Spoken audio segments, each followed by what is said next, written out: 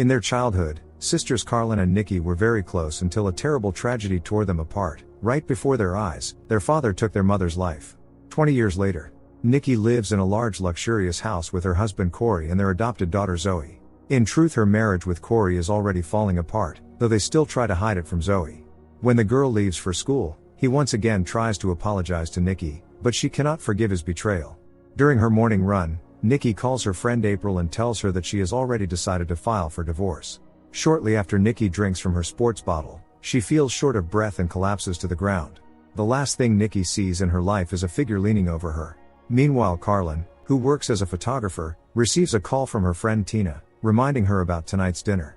Before Carlyn can reach home, a man approaches her, introducing himself as Lyle Peters, Nikki's attorney. He is there to deliver some bad news about her sister. The woman is bewildered, she hasn't heard from her sister in years. Corey at the same time is also speaking with his lawyer. He had no idea Nikki had any living relatives, believing she was an orphan.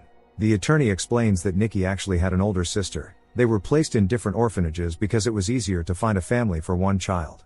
The thing is, Nikki never updated her will after marrying Corey, so everything is left to her adopted daughter Zoe, specifying that the girl's guardian will control all finances until she reaches adulthood.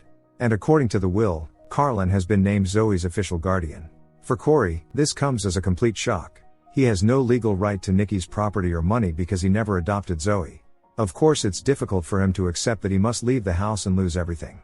Carlyn, who has already read the will, now asks Tina for advice on what to do. In college, Nikki tried to stay in touch with her sister, but Carlyn simply couldn't, not after their past. It would have been better for both of them if each focused on her own new life. Tina believes Carlyn must honor her sister's last wish, at least so Zoe doesn't end up in an orphanage, just like her mother once did. Soon accompanied by Lyle Peters, Carlyn arrives at her sister's mansion. The lawyer explains that Nikki owned her own flower shop and had also inherited money from her adoptive mother, who had been a single woman. Inside the house, Carlyn runs into Corey, who has come to pick up the rest of his things. He accuses her of stealing his life. Lyle Peters objects, saying that it isn't Corey's life but Nikki's, and it would be best if he handed over his duplicate keys and left right now. Lyle gives Carlyn a note with the address of Nikki's flower shop. She would have wanted the place to stay open. The woman knows nothing about business, but Lyle assures her that the shop has a talented manager, April, who was also Nikki's close friend. Carlyn begins unpacking her things. She feels deeply sorry for not reconnecting with her sister when she still had the chance. Later, Lyle introduces Carlyn to the social worker Denise and to Zoe. The girl feels shy, having never known she had an aunt. Carlyn is just as uneasy, yet she knows this is her duty to her sister. As night falls, someone walks around the yard. The woman flinches when she hears unfamiliar noises. A few seconds later Zoe screams, seeing a shadowy figure before her. Carlyn rushes into the girl's room immediately. Zoe says there was a monster. The woman calms her niece down, thinking the girl must have been dreaming. Morning comes. Carlyn isn't much of a cook, so unfortunately she can't make Zoe's favorite pancakes. Seeing how disappointed the girl is, the woman suggests they go to a cafe together and then stop by the flower shop. Outside the house, Carlyn meets Cheryl Hansen, a neighbor. The elderly woman who had always been very fond of Nikki, wants to tell Carlyn something about Corey, but their conversation is interrupted by Zoe, who's very hungry. The women agree to finish their talk later. But when Cheryl returns home and takes a sip of tea from her mug, she suddenly feels her throat tighten and collapses to the floor. The elderly woman tries to crawl toward her oxygen tank, but she quickly loses consciousness. Zoe is delighted to see April. Carlyn meets her, as well as Madison, one of the employees. April explains that she moved here from the East a year ago to start fresh, and Nikki welcomed her warmly. Dave comes into the shop. He's a contractor who helped with renovations some time ago. Like everyone else, he's taking Nikki's death hard. There's an instant spark of mutual attraction between Dave and Carlyn, and April can't help but notice it. The women decide to have lunch together. April shares that 2 years ago she was diagnosed with cancer. Now she's in remission, but back then she thought everything was over. When she got her second chance, she promised herself not to make the same mistakes again and never to waste time. After bringing Zoe back home, Carlyn decides to check on Ms. Hansen, but no one answers the door. She doesn't yet know that the elderly woman is dead. April teaches the new owner how to arrange bouquets and handle the many nuances of working with flowers. The shop often receives large wedding orders, so when Carlyn returns to photography, she'll already have a solid client base. Dave drops by the shop, bringing coffee for all three women. He also invites them to a birthday party for one of his colleagues. Dave doesn't hide the fact that he'd like to get to know Carlyn better. Embarrassed, she agrees to go. After work, Carlyn sees police officers and paramedics carrying Cheryl Hansen's body out of her house. The woman is in shock. She can't stop thinking about the old woman's final words concerning Corey. Stacy, Zoe's nanny, arrives, and Carlyn heads to the party.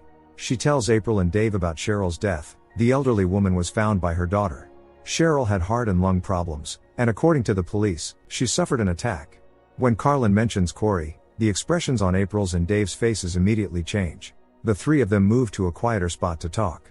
According to April, Nikki and Corey had been having marital problems lately, but neither she nor Dave knows any details.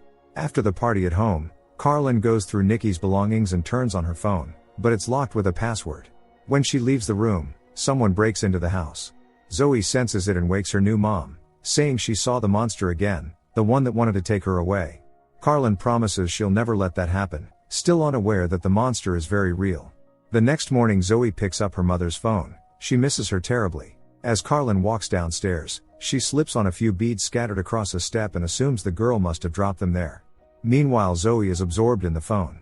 The woman asks if she knows the password. It turns out to be Zoe's year of birth.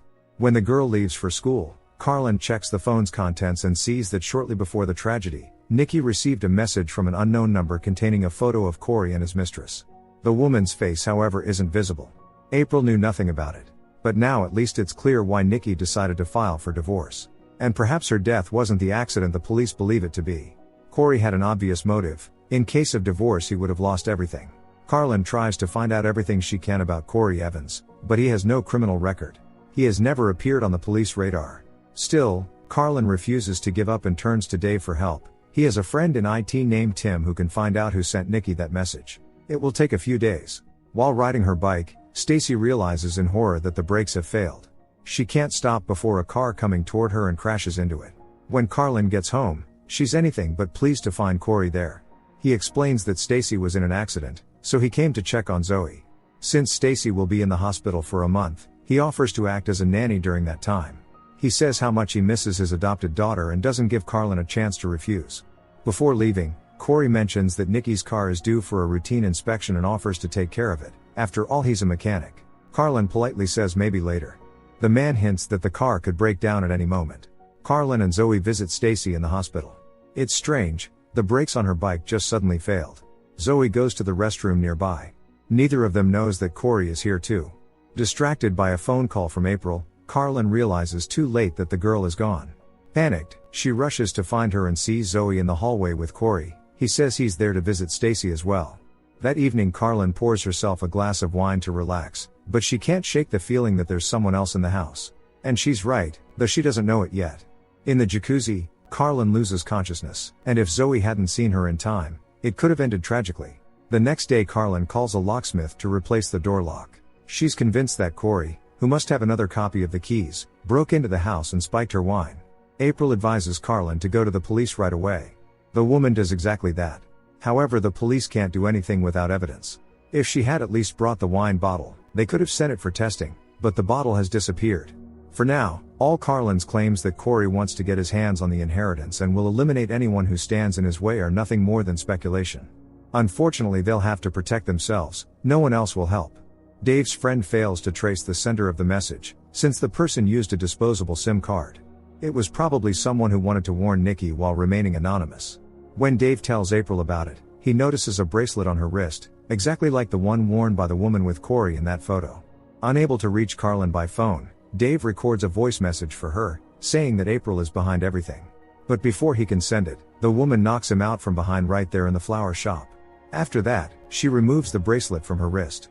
Carlyn blames herself for not protecting Nikki. She thought she was doing the right thing by staying out of her sister's life. Nikki always trusted people and saw only the good in them. Pretending to be concerned, April calls Carlyn and tells her to come to the hospital immediately. Dave is in a coma, and the doctors don't know if he will survive. According to April, he was found near the dumpsters.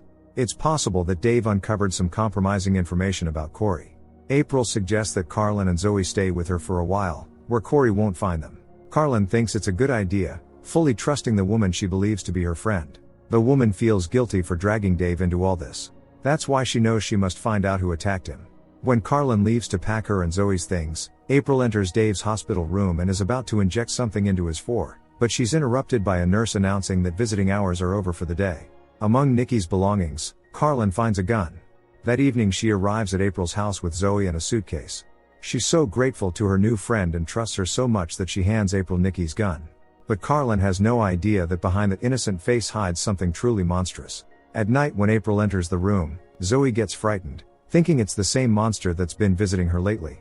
Meanwhile, Dr. Edwards receives the autopsy results and urgently requests contact information for Nikki Evans's husband. Trying to appear perfect in Carlyn's eyes, April kindly offers to drive Zoe to school. Dr. Edwards calls Corey and informs him that Nikki didn't die from a faint and head injury but from a poison found in certain types of flowers. Hearing this, Corey is too shocked to speak. At the same time, Carlyn sits by Dave's bedside. She has no doubt that Corey is involved, everything points to him. Moments after Carlyn leaves, Dave regains consciousness. Corey shows up at April's house and tells her that Nikki was poisoned. In truth, he had nothing to do with his wife's death. He regrets having cheated on her with April, saying it was nothing more than a drunken mistake. April doesn't hide that she was the one who got rid of Nikki, and also Cheryl Hansen who saw her with Corey. It was April who sent Nikki the anonymous message. Now she plans to frame Corey again by getting rid of Carlyn and making it look like he did it. Corey says he's going to the police, but April attacks him from behind, and a fight breaks out between them. Carlyn rushes to help April, knocking Corey out. She's convinced he attacked first. Carlyn runs upstairs for some rope and finds photographs of Zoe in a drawer. She doesn't understand what they mean. April points the gun at her and orders her to go back downstairs. It turns out that April is Zoe's biological mother. When the girl was born, her mother didn't have the means to raise her, so social workers took her away. Because of chemotherapy, April can no longer have children, so Zoe is her only chance. April deliberately got a job at Nikki's flower shop to get her daughter back. In her plan, Corey became the perfect scapegoat, but Carlyn's arrival ruined everything. Detective Addison arrives at the flower shop looking for Carly Williams, but only Madison is there. Now April plans to get rid of Carlyn using the same poison, so that later she can gain custody of Zoe. But while April is distracted, Carlyn pours the poison into a vase and snatches the gun from her hands. At that moment the police burst in. April is arrested. Corey is in serious condition, but he's alive. Nothing threatens Carlyn and Zoe anymore. Soon they visit Corey and Dave in the hospital. None of them can believe who April truly turned out to be. But thanks to all these trials, Carlyn has not only found a daughter but also love. The woman feels sorry for having suspected Corey. In truth, he loved Nikki and wasn't with her for money. And of course he loves Zoe as his own daughter. From now on, everything will be alright. Don't forget to subscribe to our channel not to miss more exciting new products. Also, the authors will be pleased if you leave your opinion in the comments.